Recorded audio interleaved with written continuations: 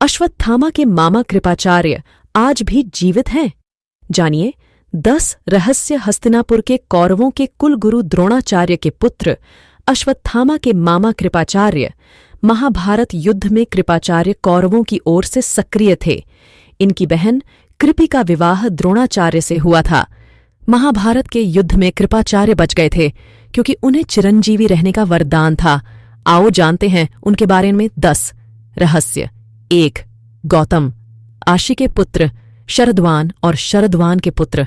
कृपाचार्य की माता का नाम नामपदी था, जो एक देवकन्या थी।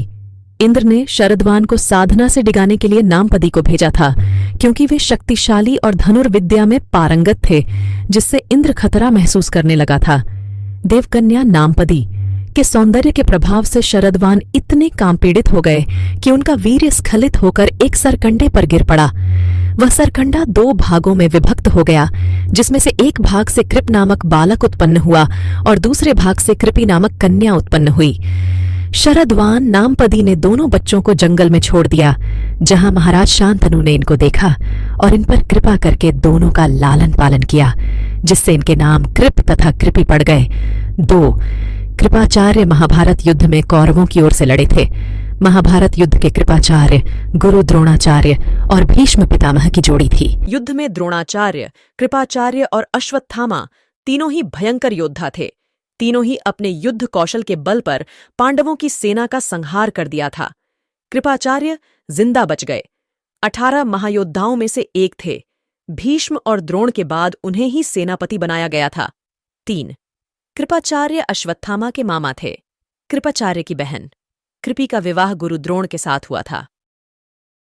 कृपि के पुत्र का नाम था अश्वत्थामा, अर्थात अश्वत्थामा के वे मामाश्री थे। 4. द्रोणाचार्य के छल से वध होने के बाद मामा और भांजे की जोड़ी ने युद्ध में कोहराम मचा रखा था। 5. कृपाचार्य भी धनुर्विद्या में अपने पिता के समान ही पारंगत थे।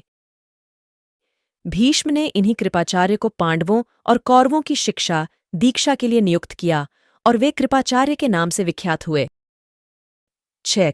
कुरुक्षेत्र के युद्ध में ये कौरवों के साथ थे और कौरवों के नष्ट हो जाने और दुर्योधन की मृत्यु के बाद अश्वत्थामा, कृपाचार्य और कृतवर्मा अलग अलग हो गए।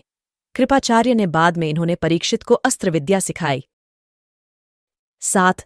युद्ध में कर्ण के वधोपरांत उन्होंने दुर्योधन को बहुत समझाया कि उसे पांडवों से संधि कर लेनी चाहिए, किंतु दुर्योधन ने अपने किए हुए अन्यायों को याद कर कहा कि न पांडव इन बातों को भूल सकते हैं और न उसे क्षमा कर सकते हैं। युद्ध में मारे जाने के सिवा अब कोई भी चारा उसके लिए शेष नहीं है। 8. महाभारत के युद्ध में अर्जुन और कृपाचार्य के बीच भयानक युद्ध हुआ। 9. जब अश्वत्थामा द्रौपदी के सोते हुए 5 पुत्रों का वध कर देते हैं, तब गांधारी कृपाचार्य से कहती है कि अश्वत्थामा ने जो पाप किया है उस पाप के भागीदार आप भी हैं। आप चाहते तो उसे ऐसा करने से रोक सकते थे। आपने अश्वत्थामा का साथ दिया। आप हमारे कुलगुरु हैं। आप धर्म और अधर्म को अच्छी तरह समझते हैं। आपने यह पाप क्यों होने दिया? कृपाचार्य को इस बात का पछतावा भी हुआ था। 10. भागवत के अनुसार सावर्णी मनु के समय कृपाचार्य की गणना सप्तर्षियों में होती थी। साथियों, इसी तरह की वीडियो देखने के लिए कृपया चैनल को सब्सक्राइब करें, वीडियो लाइक करें और वीडियो को ज़्यादा से ज़्यादा शेयर करें। कमेंट करके बताएं कि वीडियो आपको कैसा लगा।